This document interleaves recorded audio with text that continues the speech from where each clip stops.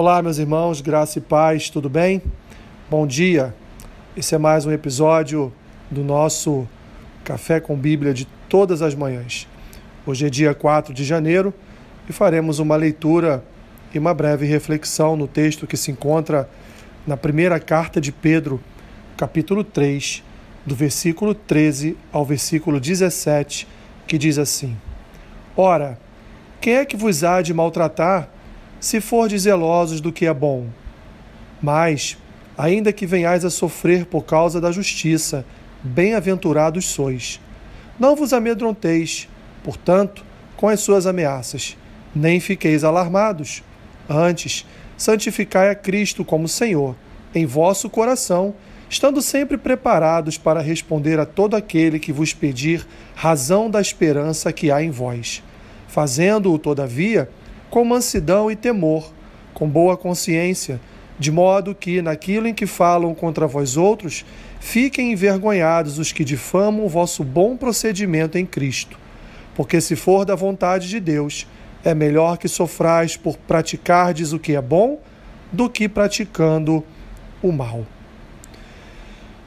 Meus irmãos, o cenário que o povo de Deus enfrentava nesse tempo em Roma era o pior cenário possível. Havia uma grande perseguição implementada pelo imperador daquele tempo. E Pedro, então, ao escrever essa epístola à igreja de uma forma geral, mas principalmente aos irmãos em Roma, ele, dentre diversos assuntos que ele trata nas suas duas epístolas, um dos assuntos principais é a resistência a esse espírito maligno do imperador romano. É essa resistência à prática da injustiça ou aquilo que é mal na sociedade. E Pedro, para confrontar a malignidade daquele governo, ele convida os irmãos a permanecerem fiéis a Cristo, a não entrarem no jogo do autoritarismo de Nero, a não entrarem nas armadilhas que eram postas diante deles, mas ainda que viessem a morrer, ainda que viessem a serem sacrificados por causa da perseguição, assim, portanto, deveriam permanecer, exalando a sua fé em Cristo, não se amedrontando com ameaças, nem ficando desesperados ou alarmados. Pedro faz um convite: santificai a Cristo como Senhor em vosso coração. Pedro está dizendo: substitua o medo, substitua o pavor pela santidade de Cristo, pela presença do Senhor nos seus corações, preparando-se, portanto, para responder à razão da esperança que há em vós, ou seja, responder a todos aqueles que, enviados por um governo autoritário ou não, viessem diante do povo de Deus, tentando entender, confrontá-los, tentando, portanto, calar as suas vozes. Pedro então diz: olha, não se calem, mas de que forma vocês vão fazer isso? Em rebeldia?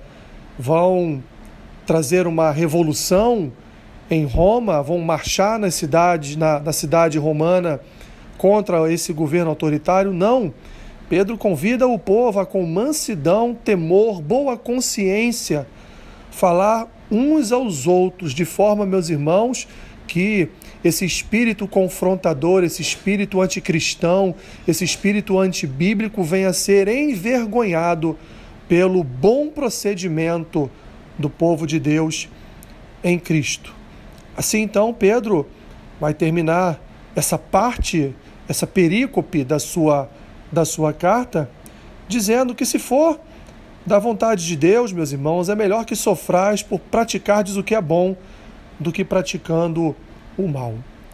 Muitas vezes somos tomados, meus irmãos, de ira, tomados de um espírito de rebeldia. Muitas vezes somos tomados de um sentimento de revolta em nosso coração por tantas coisas erradas que na sociedade atual em que vivemos se tornaram certas.